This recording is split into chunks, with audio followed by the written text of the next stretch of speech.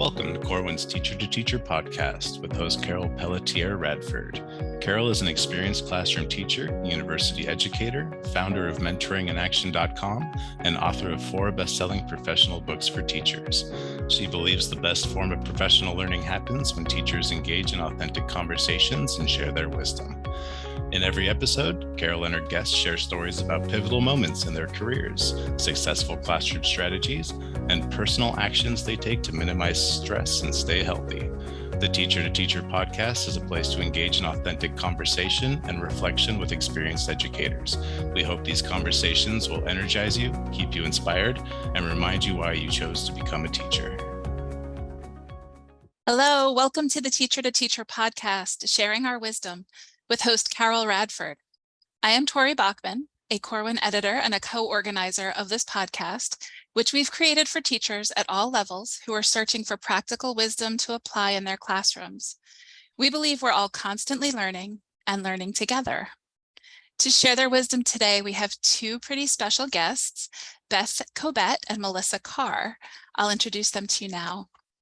Dr. Beth McCord is professor and dean in the School of Education at Stevenson University, where she leads, teaches, and supports early childhood, elementary, and middle-level pre-service teachers. She is a former classroom teacher, elementary mathematics specialist, adjunct professor, and university supervisor. Beth recently completed a 3-year term as an elected board member for the National Council of Teachers of Mathematics, known as NCTM, and was the former president of the Association of Maryland Mathematics Teacher Educators, also known as AMMTE. And Beth has authored several Corwin Math titles, including the bestseller, The Formative 5, Everyday Assessment Techniques for Every Math Classroom, and the very recently published Formative 5 in Action. Beth, we're happy to have you here today. Thanks for joining us. Thank you so much for that lovely introduction. Of course. Also joining us today is Dr. Melissa Carr, an educator who's featured in Carol's recent book titled When I Started Teaching, I Wish I Had Known, Weekly Wisdom for Beginning Teachers. Melissa has been an educator for 33 years, gaining experience as a classroom teacher, instructional coach, assistant principal, and district technology administrator. With a focus on educational technology and reading at the secondary level, Melissa has received accolades as District Researcher of the Year, Secondary Principal of the Year, and Florida finalist for Innovative Principal of the Year. Melissa is an innovator who creates a culture of trust and collective efficacy for helping students and educators achieve their personal best. Melissa, thank you for joining us. I'm really happy to meet you today. Thank you so much. I'm delighted to be here. And we're all looking forward to this conversation. I will now turn it over to Carol. Thanks. Thanks, Tori, and welcome, Beth and Melissa. I'm so excited to talk with you today. So I just want to say a little bit about this interesting conversation that we're going to have with 2 doctors. I also have my doctorate. So I want to just, as the listeners are going, wow, what's going on here? These very educated people that have moved from the classroom into higher education or principalships and leadership roles. So I want to just ground the conversation today in it's okay to stay in education and move from the classroom to leadership roles and higher education roles that continue to support the work of classroom teachers, because we are the community. And when we stay in the classroom and love it, that's one aspect of education.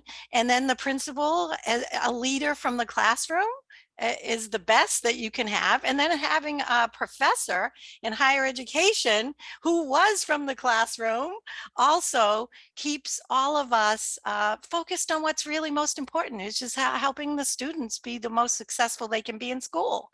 And when we all come from a teacher wisdom, teacher to teacher mindset, that's what I believe makes a difference. And that's why I'm here today to lead these conversations for all of us to learn from. So as we begin, I like to ask all of our guests to share their journey into teaching. So Beth, thanks for being here. And can you just share your journey into teaching? Let's hear it. Yes, I would love to share my journey into teaching. I did know I wanted to be a teacher, but I didn't quite realize it yet. So I tested out a few other majors. And then I became a big sister and big brothers in college. And I realized that I had to do this, that I was testing out these other majors. I wasn't quite happy in them. And that switched me into teaching. And as soon as I entered the classroom, I had an amazing experience with a mentor teacher and fell back in love with teaching. When I was a sixth grader, I had an opportunity to run a small tutoring group. And that was when I realized I was really supposed to be a teacher. And I want to share that a little bit because I think it's so interesting that we find our way into the teaching profession from so many different entry points. And there's these little messages we get about becoming a teacher that sort of add up to this wonderful realization. So working with pre-service teachers, I get to hear these stories all the time. So I think it's an important idea for teachers to go out and share. So thanks for asking that. Thank you, Beth. Now, I just want to ask a little bit of a follow-up is how did you get, so you left the classroom, you have your doctorate, you're teaching in higher education. What was that moment, that pivotal moment when you made a decision to leave the classroom and to contribute to the profession in a different way? So I have had, like Melissa, quite a few different positions within the whole education community. And I will tell you that it's all about being open to opportunity. So I was a classroom teacher and someone said, "Oh, you really like math. Have you thought about being a math specialist?" "Oh, that sounds interesting. Let's try that for a little bit." When I was a math specialist and after I finished my master's degree, someone said, "Would you like to adjunct in a university?" And I started adjuncting for several different universities. And I realized how much I loved pre-service teachers. And so that journey began. So, and then I honestly would love to tell you that I had I'm in my 38th year of education. And I'd love to say I had a 38-year plan, but I did not. What I did was look for opportunities and say yes a whole lot. And that's how I found myself here. I love that. So I call that following the breadcrumbs. Yes. It's like a little breadcrumb and then you follow it, but you are reacting with your emotions too. Yeah. And I love that. What about you, Melissa? What's your journey to your doctorate in this new role from being a teacher and choosing teaching? Well, I agree with Beth that it's all about those influencers in your life, your mentors who have said to you, "Wow, you are so good at this. Why don't you consider taking on this new role?" I've actually been in some situations where I said, "I don't feel perfectly confident stepping into this new role. I don't feel like I know enough. I don't feel like I'm fully qualified." But the encouragement that came from those folks who had gone before you, so they were in a position of authority in the district or in the organization, and they believed in me more than I believed in myself. So it's taking that leap of faith and knowing that someone else has seen that potential in you, which is what we do as teachers every day with our students. Yes. And so, my journey is the same. Someone saw a spark in me and I took that leap of faith and I felt comfortable enough with that relationship with them that I took it on and wrestled with it. Same thing with going through the doctorate. I was actually in a new role as an assistant principal, responsible for assessment and curriculum at a high school, and still figured out a way to work on my doctorate at the same time. And when I look back on all of those things that we've done through our lives, and couldn't believe that we did it, but we're so much better because of it. I am going to be a heck of a classroom teacher when I finish this stint of my life, when I'm publishing and teaching high school English again. Yes, going back to the roots, back to the roots. Exactly. I have a similar journey. I was in the classroom. I was in the classroom. I taught fifth grade. I was an elementary teacher. Always wanted to be a teacher. So I was more of a traditional, choosing teaching from the beginning. And actually in my book, Teaching with Light, I tell the story of when I chose to be a teacher and then I didn't do very well on some entrance tests for the college. And I was very upset that I couldn't, they weren't going to let me apply. The guidance counselor was like, no, I don't think you could be a teacher. You should be something else. And I'm like, what? I have to be a teacher. I have to be a teacher. And my mother was my mentor advocate who said, no, you're going to be a teacher. They don't know you like I know you. That's your dream. So I have a whole story about that. But then being in the classroom for all those years, it's the same. It's like I didn't leave because I didn't like it. We hear so many stories about teacher retention that people leave the classroom because they're not happy, they're discouraged. Many people are leaving now, but our three stories are we left to continue to forward education for the profession. So I think we need to have those stories more articulated. So I'm glad that we're sharing that.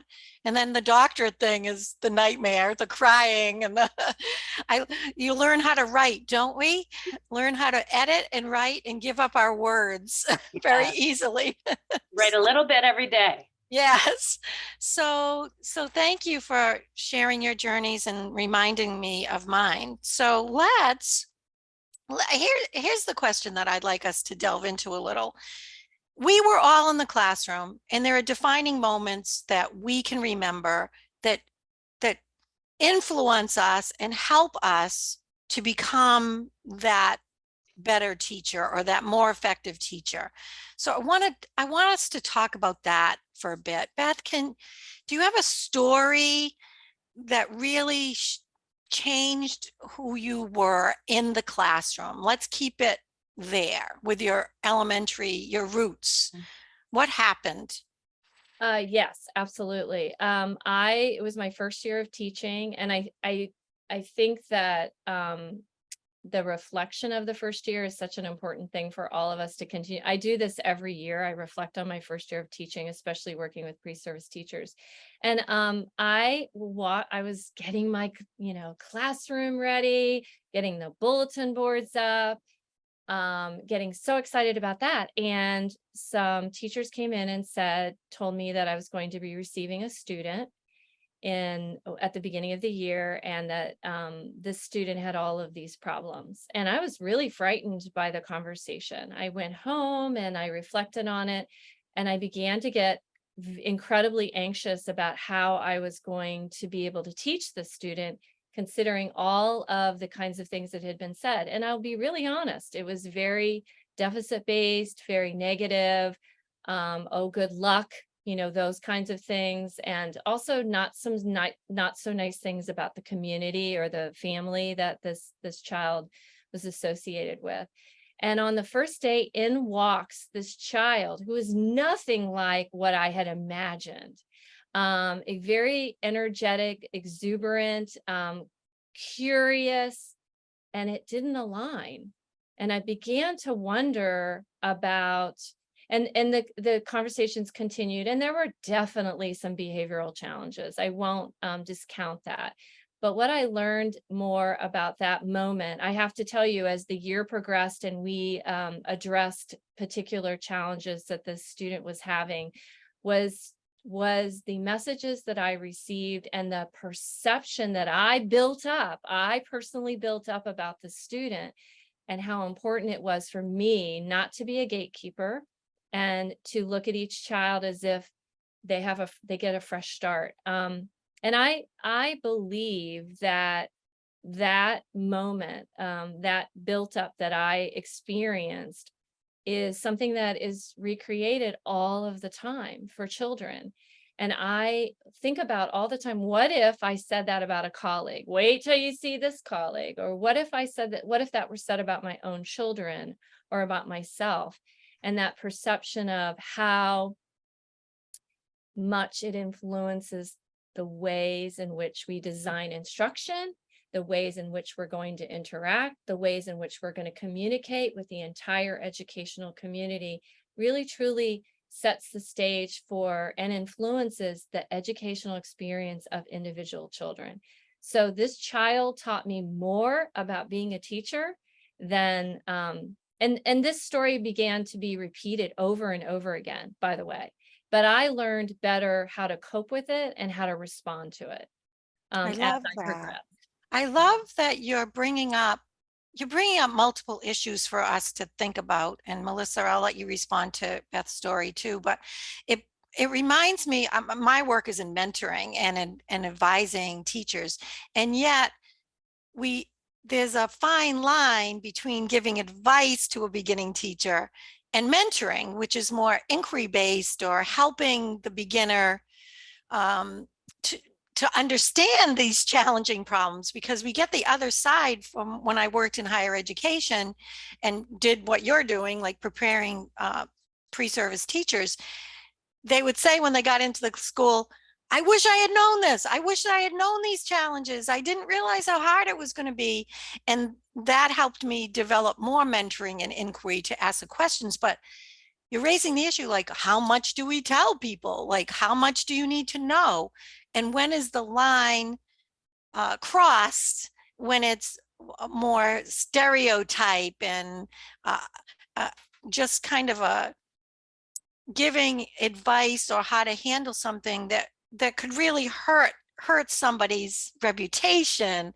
So there's a fine line there about how do we share that. What do you think about that as you remember that story of getting the info, but then what's that piece that makes you made this a learning experience? Well, what I began to understand is that I needed to ask better questions and also set better boundaries about the conversations that I would engage in, because quite frankly, I was walking away feeling really, for a better lack of a better word, gooey, like not so good about the ways in which I used words to describe students. And I think in the ways in which I might communicate about a student, because I realized we are incredibly powerful.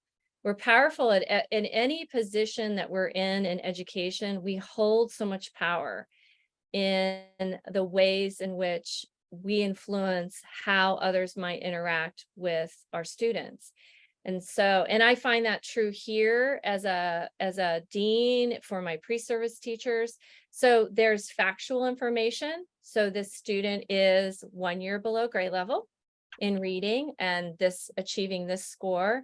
And this student has this disability, and this student has this behavioral challenge. And so those are factual information versus good luck getting the student to do any work, those kinds of things. Right. So Thank you. Yeah. So now my response is, and I am mentoring my students to also engage in conversations that ask, how do I get this information? And also, like, can you tell me a little bit about the student's strengths? Like, yes.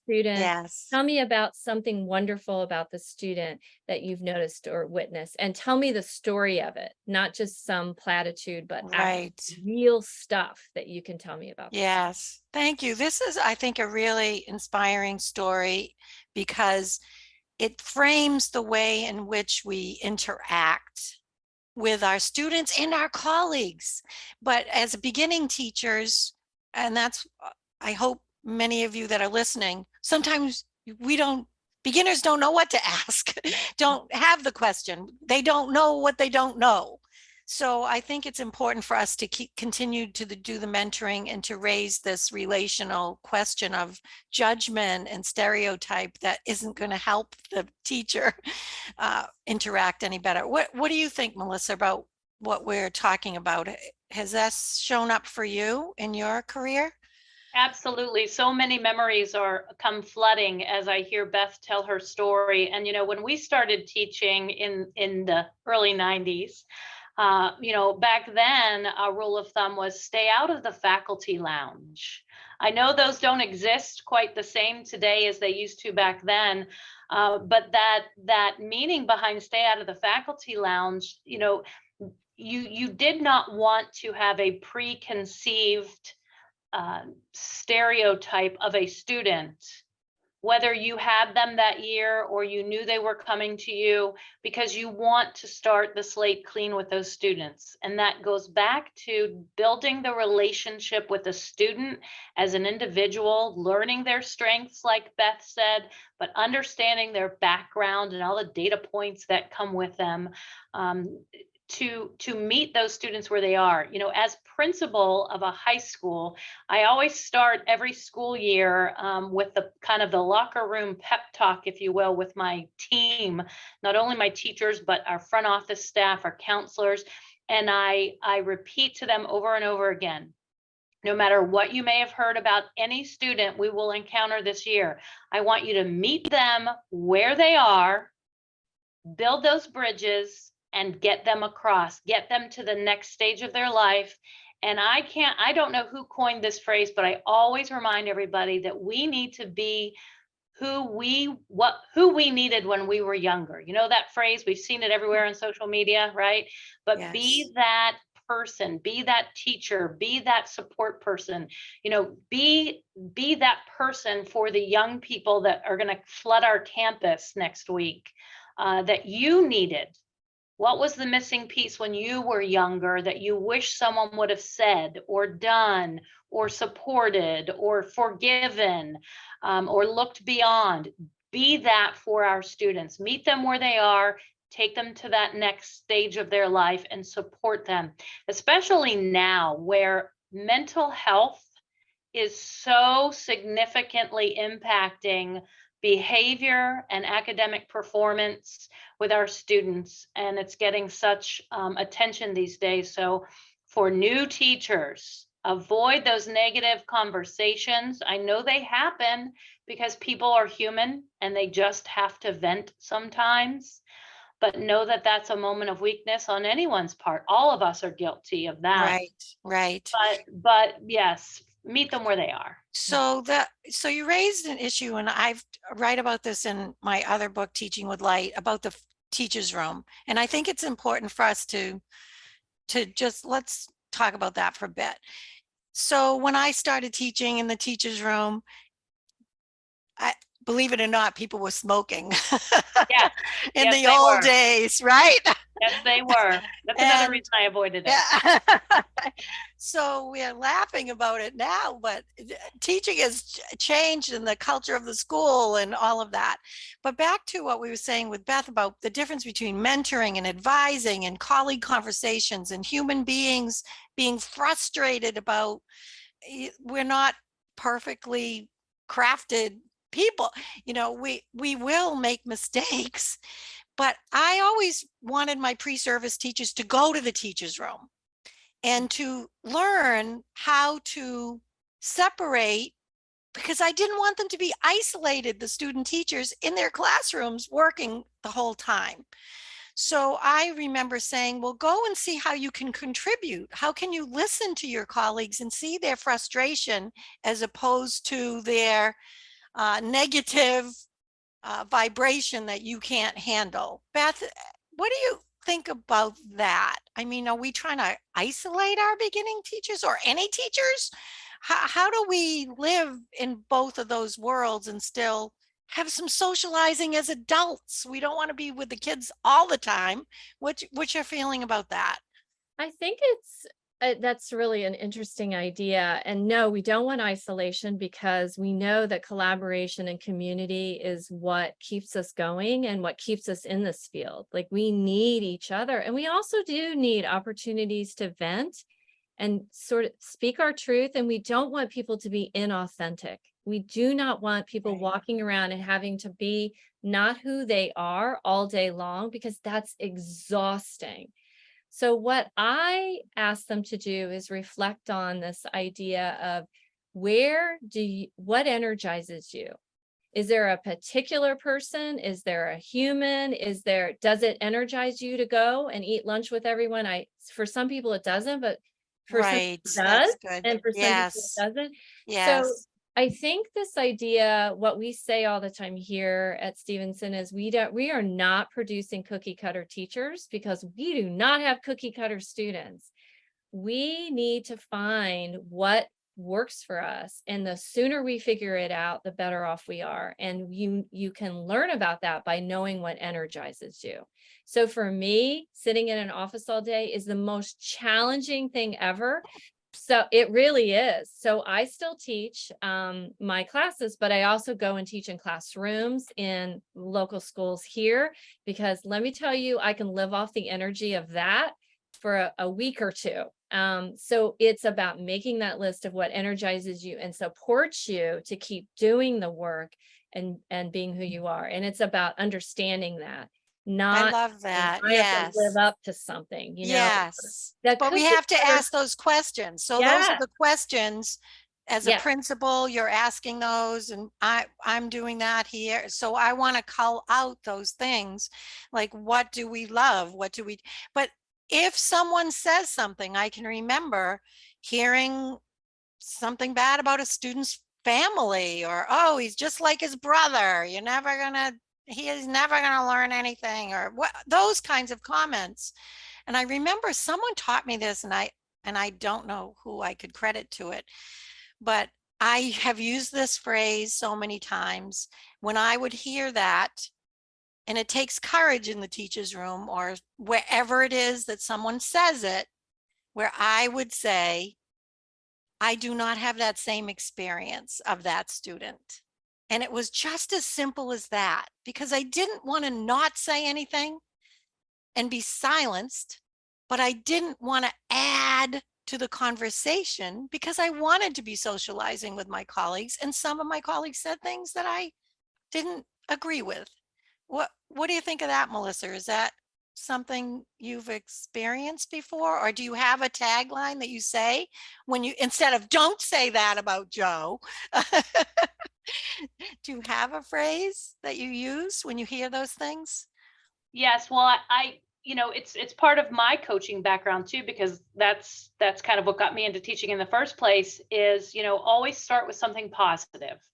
So when I hear colleagues or others saying some negative things, I say, yep, you know what, that may be true. Tell me, I kind of listen to what they say, and then I pick up on one of those points and I ask them, can you explain a little bit more about that point you made there, and tell me something good about them, kind of leading them into finding their own pathway to what's really great about that student. or Okay, that I like that. So Yeah, we're back to the strength. So this yeah, is an interest, kind of because lead them. as Beth's saying, we want to be authentic and we don't want to just be goody two shoes all the time. Well, I just say nice things about everybody.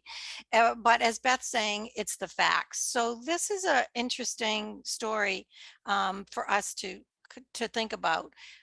Melissa, you have a story that you shared in the book that I think is a good message for people. Could you just say a little bit about this story that happened when you were teaching and how you integrated into your learning as you moved on? Sure, sure. Within the first couple of years of my teaching, again, thought I had the best laid plans for classroom management, and the lesson was awesome. And in the process of simply turning the television on, and in the early 90s, our televisions were the television tubes that were bolted to the ceiling up in the corner. And exactly. And as luck would have it, we could never find the remote control if one existed.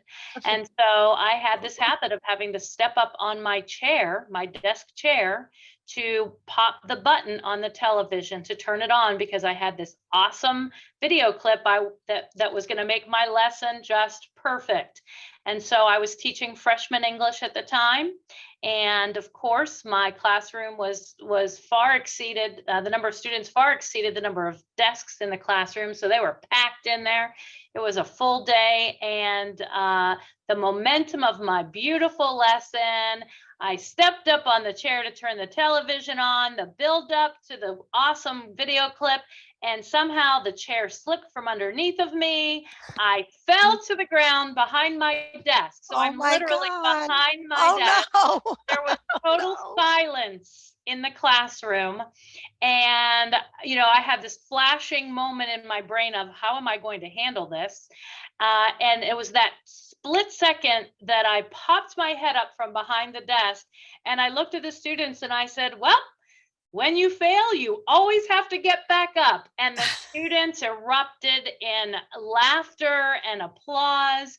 And, I laughed it off and they were making sure I was okay, but, had built that rapport with the students that kind of thing could happen. And so we often referred to that phrase for the rest of the school year with the students. If they bombed a quiz or, they had to revise that piece of writing another time for me. And, it got to the point where I'd say, well, if you fall, and the students would recite, we know, get back up again. Get back up. So that kind of became our mantra. Oh my gosh. So my foible there really worked to our benefit collectively in that classroom for the year, and really helped to teach me lessons through life that, learn to be flexible and have those relationships with folks so that when you do stumble, because we all do, it's inevitable, that folks tend to be more forgiving and supportive of you. And so that was my Thanks. story. I know. Well, I can see you actually. I mean, I see the TV and the whole thing. Has that ever happened to you, Beth? It's like the most embarrassing moment kind of thing. And then you're in front of the class and everybody's looking at you. Anything you can share? Oh, daily, pretty much daily. Daily. I am Daily. doing embarrassing things. Oh But my what I gosh. love is the humanizing aspect of Yes. that. And I mean, humanizing the classroom for teachers as well as students is so important. And I love the humor. Because ninth graders could, Oh, right.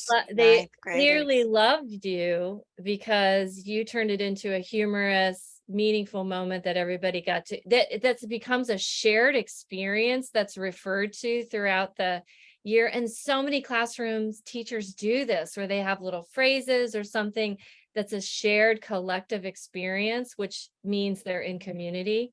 So I love that. Yeah, no, I'm really doing something. Something. We Yeah. just have to, there's the And human piece. That's the theme of this podcast session, is like the humanity and the ways in which we have to collaborate and love each other and be challenged by all of these stressors, but we're doing it. So let's give all right, the listeners are ready for some practicality. We had some great conversation. What have you learned? Like, classroom management always becomes the number one thing when I talk to new teachers or mentors. That's what new teachers need help with.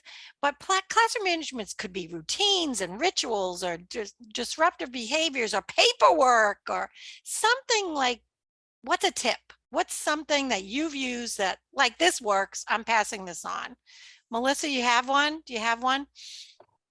Well, besides the fact of practice, so that it does become routine, it's to get the students in the habit of doing those things for you, so your classroom just runs like clockwork. But one thing that I suggest to actually remove from your plate is not everything has to be graded. Thank you. Everybody's like clapping. Yes, you do not have to grade everything. And dare I take it a step further, I realized later on in my career that you don't always have to end assignments and units of instruction when the grading period ends. That was a huge aha moment for me when I realized that, what, it's okay. You don't have to finish that unit on Shakespeare for grades to go in on Monday. Well, you simply break it down into smaller parts and you say to be continued, and that almost even enhances it, and students are excited to come back and read more and do more with it. But you don't have to grade everything, because not everything has to be an assignment in the grade book. Students can exchange for peer feedback. Students could use that just to get some ideas going. We could consider it a simple practice before, okay, now this is the piece that's going to be graded, or that was a freebie.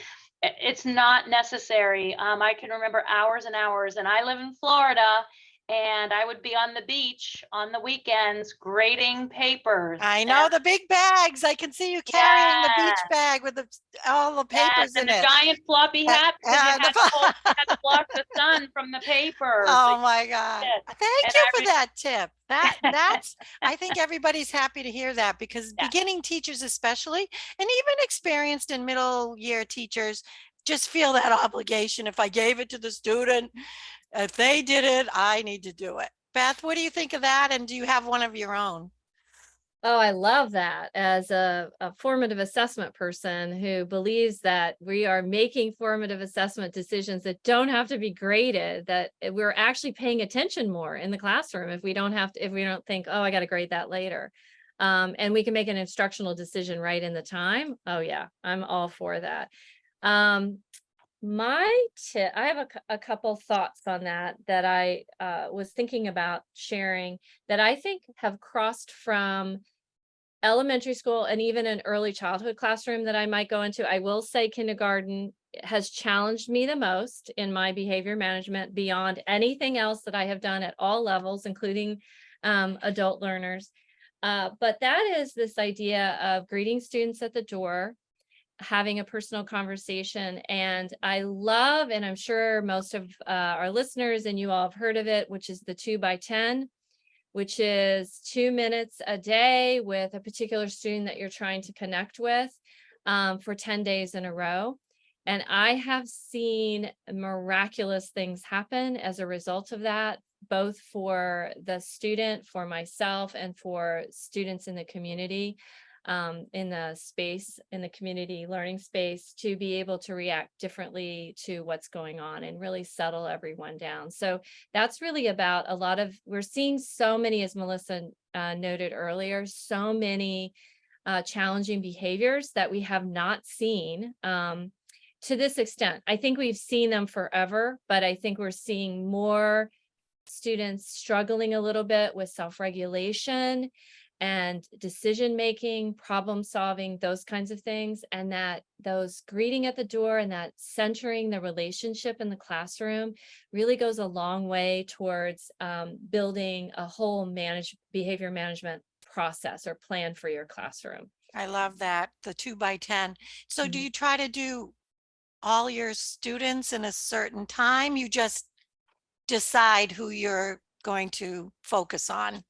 Yes, what you do is you do the greeting with everyone. So you sort of establish that, right? And then if you are noticing either an engagement issue, either over engagement or under engagement, you can address that particular student. I recommend usually only doing 2 at a time, because that's 4 minutes. And if you are also, students are coming in every 50 minutes, you can't do that. You could only pick one. Right. You have a 2-minute conversation, and you have to plan them ahead of time. Like, what am I going to ask? What am I going to say? You might not always do that, but otherwise it becomes, you forget about it. So plan, and then you can see amazing things. I've had pre-service students do whole action research projects on this and completely turn around. I mean, completely turn around a student. I had a pre-service student meet a student off the bus, and her 2 minutes were walking the student into the school, standing at the locker, putting the stuff in. This is a middle school student, putting the stuff in the locker, and spent the 2 minutes greeting and walking in. And I mean, it is incredible. It's an incredible, because it's about that one person. Who's my person at the school? Who's somebody who cares about me? Who's somebody who is engaged and happy to see me? I love that. Thank you for sharing that. As we wind down and get to our closing questions, Beth, I want you to highlight, just talk a little bit about your books. You've written so many books. You're contributing to the profession around the math content. But you also, I want to add the strengths conversation back in here, because it really is a theme in your writing. And strengths and math don't usually fit together for me. So I don't know about you, Melissa, but math wasn't. Well, we had have a story in the weekly wisdom book with, I love my content, and she was a math teacher. She got the student to love math, and I was like, wow, that's an amazing teacher. So I think that you're in that category, Beth. So how does strengths and math and that whole theme fit to why you've written all these books? So it really started with the student in the beginning of the story that I told you, and students, many students. And then I noticed it was happening at the college level. And also, so many people have really frightening stories about learning math and have a whole identity around their deficits in math. Maybe they couldn't memorize something, or they had to go to the board and some sort of embarrassing thing happened, and they made a decision that they weren't a math person.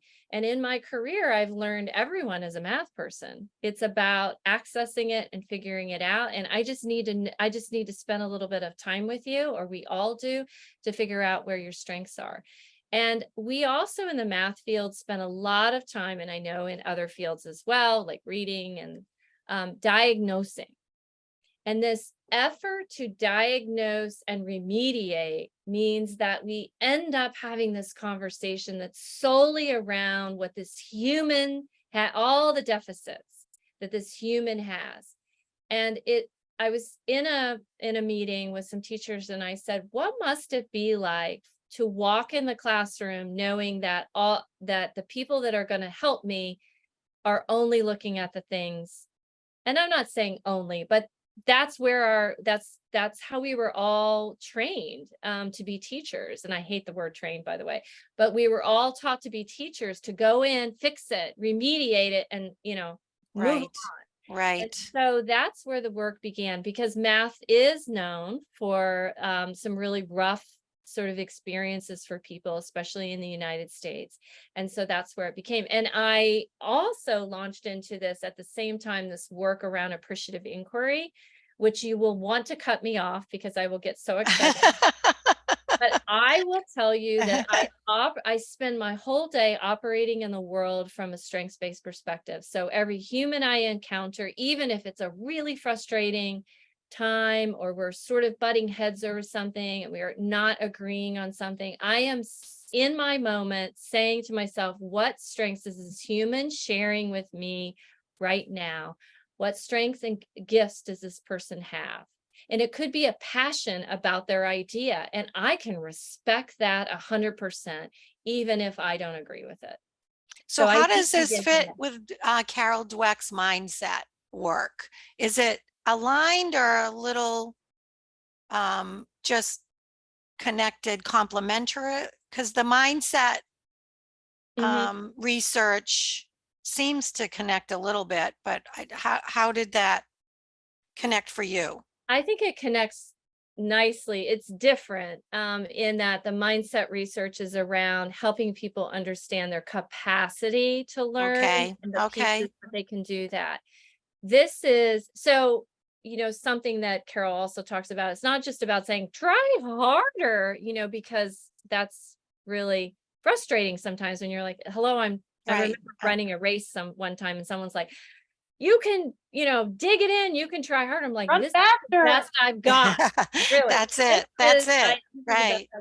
But what if we reframed it by saying, look, here's what I'm noticing. You have strengths in figuring out at least 2 strategies when you're solving a problem. And I noticed that you're very good at like whipping out a number line or some sort of other graphical representation. I'm wondering if we can use the strength now to apply it to this situation. And that exact scenario can happen over and over again. You have a strength in building relationships with your students. I wonder if we can use those relationships that you have to think about your planning so that we can connect your planning to your relationship building. What could we do here? So we're anchoring it on something specific the person already does, instead of going in and saying, your planning is just not strong. So what we're going to do is we're going to start working on it. But now I'm coming from nowhere. I'm coming from a vacuum versus coming from something that you have identified. And it needs to be very specific, because this idea of like, oh, you're wonderful and you're great is not helpful. It has Right. to be like, you're Right. seen when someone sees your strengths. You are seen. So Yes. I will just quickly share, I send a strengths email to every student that I teach every semester. So it's an email that just says, thank you for sharing. And there's no response needed. I'm not expecting anything. I don't have, this isn't loaded like you're supposed to say, thank you for that. It's towards the end of the semester. It just says, I will outline, and I keep a chart, like a formative assessment chart. And I outline all of these things that they've been sharing and gifting me throughout the semester. And then I share it back to them. So this is really I love that. important. This is about giving feedback to teachers, giving feedback to their students as well. So you're modeling not to give idle praise, which Right. we would learn when we're correcting stacks of papers. Good job, very nicely done. So we're mindlessly correcting these papers but Melissa just told us we don't have to, which thank you. And then one comment I can remember in my doctoral program, I'd get the least feedback from this most famous professor, Bob Keegan, who did all the research in adult development. And he would say one sentence on my paper, and I would hold that because it was some positive thing. It wasn't just, I liked the way you did this. It was like, this message relates to, like, whatever the sentence was, I held it as a strength or a specific positive comment.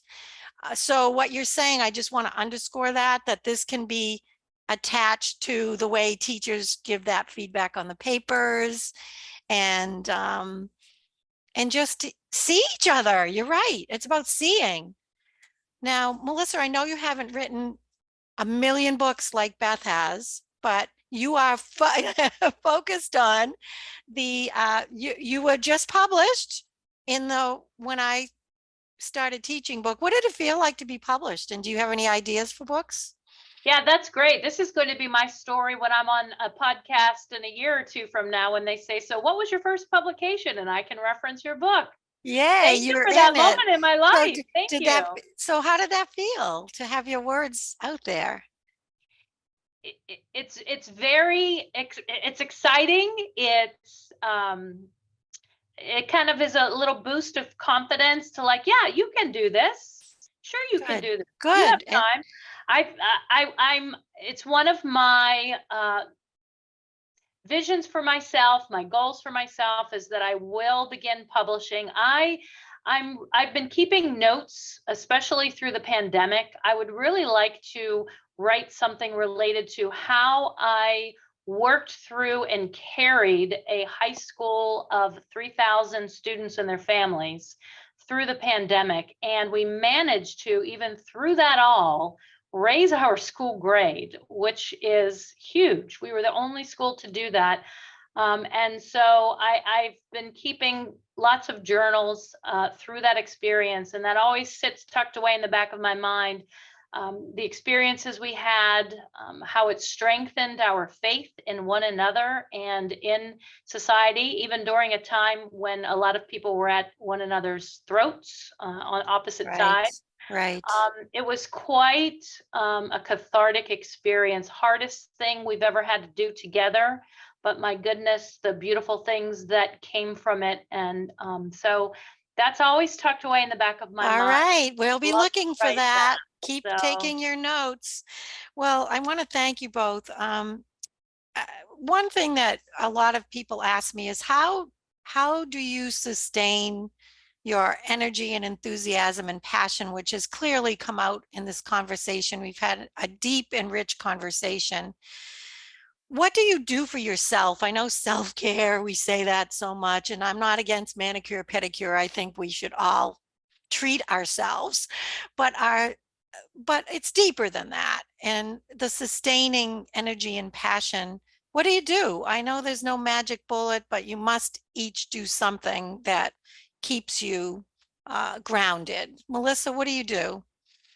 You're right. For all of us, we all have a little thing that we may say or do, but honestly, we're always continually searching. So, for me, those moments of bliss are hanging out with my Cocker Spaniels and my husband, walking the beach, reading a new book, just finding that You do time it, to right? disconnect. I turn off my cell phone. I turn off the notifications so I don't see the red numbers in the corner of those apps that are, clawing at me to open it. I literally turn off those notifications. That small thing, just my anxiety level goes down because I'm like, oh, look, I have an empty app box. I love that. I'm doing Right that. now. Thank you. So that's what I like All to do. right. Just to, well, give yourself some space to keep that machine, slow it down a little bit. What about you, Beth? Do you have any special things that you do to ground yourself? So I love to be outside. I actually put my feet on the ground. I used to be a big runner, but now I'm really pretty much just walking, but not just walking. I'm sorry, walking. Thank you. But I need to put my feet on the ground and I need to have my hands in dirt and look and flower and garden and things like that. And I really know that I have to be creative. I need to give myself time to be creative, which might mean not someone else's creative, but just my creative, which might be writing. It might be putting a flower garden together. It's all different kinds of things. And so I have to give myself space to do that. And that energizes me. And then amazing ideas. I don't know if they're amazing. I think they're amazing at the time. Yeah, love it.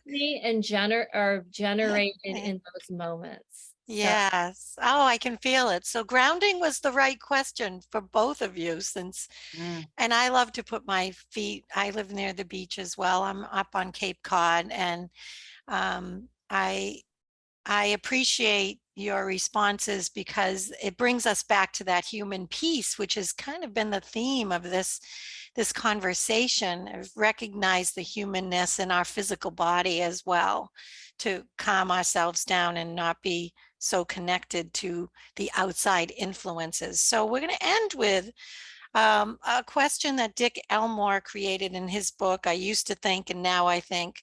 And I'd like each of you to answer that question in a succinct way for our listeners.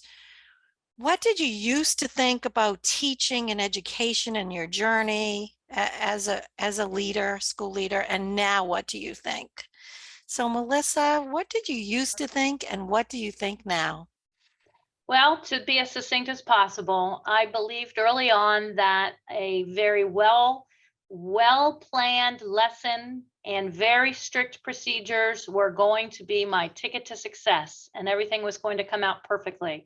But what I've come to learn is that it's about connecting with those students in your classroom, meeting them where they are, and giving them what they need at that moment in time.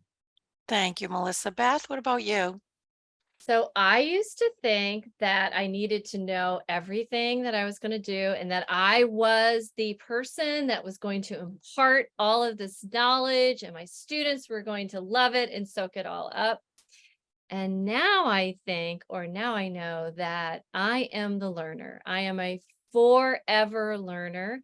And I put my foot in the classroom every day and say, what is it I am to learn today about my students, my content, myself, and others? And that's where I am now. Thank you. Thank you both from the bottom of my heart for this rich and diverse conversation of our journeys into teaching and learning. And we're all continuing to learn. So I learned a lot today.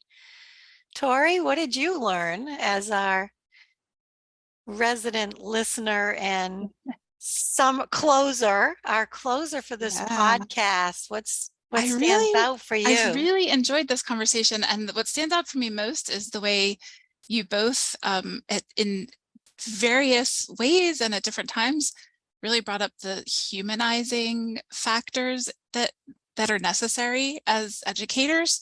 And I love it. And it was actually a little bit coincidental, I think, that you both have had so many different roles in education, and I get the sense that you both are like teachers, you know, even that you're at different levels of leadership right now, but you're like teachers and really focused on boosting other teachers in their work. And I really appreciate Carol's point about that there are different pathways through education, and that not all teachers are leaving the classroom because they're fed up. They're leaving the, you know, classroom roles to go do other things, and you're still educators and teachers. So I really appreciate that you can both bring that wisdom to us today. The conversations about strength-based focus is really heartening. I wrote down something that Beth said, what strengths is this human sharing with me? And even thinking of that in terms of getting through challenging conversations with colleagues is pretty helpful.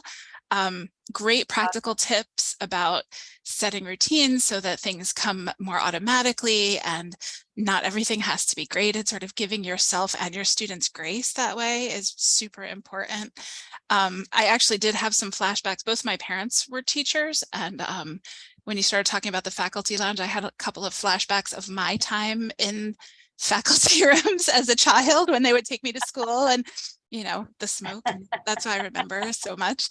But really, but focusing too on how to center yourself as a teacher in conversations with colleagues that can be challenging when it comes to preconceived notions about a student. And you know, some of the tips that you gave there were really helpful in terms of you know, coming at it as like, this is a human child, this is a person who has a lot of strengths. So let me, you know, try to focus there instead of focus on my experience with this person instead of focusing or absorbing what other people say. I think that those are really, really important pieces for us to all keep in mind as teachers and as people who just are human people who work with other human people. So yes. I appreciate you both. Thank you. Thank you, Tori. Thanks, Tori. Thank you to our listeners and everyone who tuned in to hear this very insightful conversation. We'll see you next time on Teacher to Teacher. Thanks, everyone, for joining today's Teacher to Teacher conversation. We hope this time together energized you, inspired you, and reminded you why you chose to become a teacher. You can purchase any of Carol's books and any books mentioned in the podcast online at www.corwin.com. Please leave a review and share this podcast with your colleagues. Thank you for listening to the Corwin Teacher to Teacher podcast, a place to share teacher wisdom and engage in authentic conversations with experienced educators.